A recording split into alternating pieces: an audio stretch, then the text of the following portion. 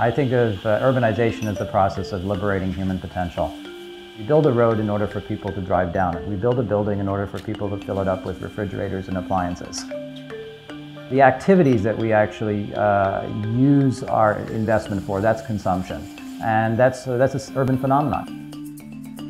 By the year 2025, the Chinese government plans to move 250 million people from rural areas into cities. It's Chicago every year. It's the entire population of the United States in 20 years will move from country to city. In this time, China's GDP is expected to grow 500%.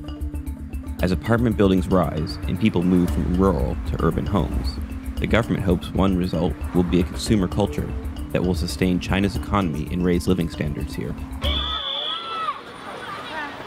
Outside of Xi'an, the provincial capital of Shanxi province, Zhang Wenjun is picking her son Siran up from school. Surrounded by high-rise apartment buildings, it's hard to imagine just 4 years ago, this was a village where the Zhang family lived in an adobe house and farmed the land. It was in the same place, just here. The wall was made from earth, trees were planted outside the gate, we had everything in the yard was very big. People farmed here. We planted wheat, corn, and vegetables. After the boy came back from school, he helped us with farm work, like peeling and carrying corn. All the kids did farm work as well. After school, they would graze sheep. Now, kids don't know these things. After being forced out of their old village, the Zhangs waited for 4 years for their new home to be built. While 3 generations share one roof, only one member of the family is working. But when they moved in, it was still time to go shopping.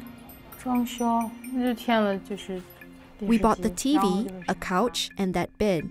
Almost everything was new. The old things were all left behind. The fridge was also new, and everything in the bathroom. The stove hood and the cooker in the kitchen are new, and the water heater was new too.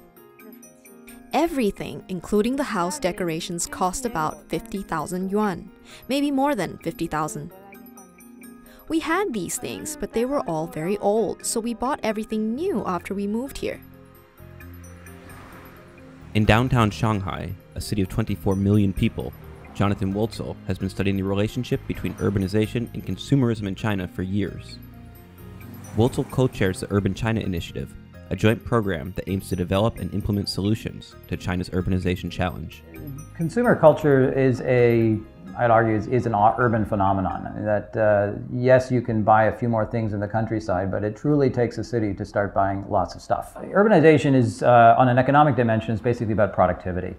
So when you move somebody from the country to the city, you roughly triple their income and their productivity. And that's the big bang for your buck. Although Mr. Wurzel's research shows tremendous benefits can result from urbanization, China's road to an urban future is not a simple one. We are dealing with a country that has easily 100 years of economic history at the same time. So we have parts of China which are in the 1870s, we have parts of China which are in the 21st century. And this is just a vast span of economic history. That's all at the same time, and that's the management challenge. The economic boost from urbanization could trickle down to many parts of society. Outside of Xi'an, Zhongrui Times Furniture Company, which started with a dozen employees 20 years ago, now employs more than 500 people.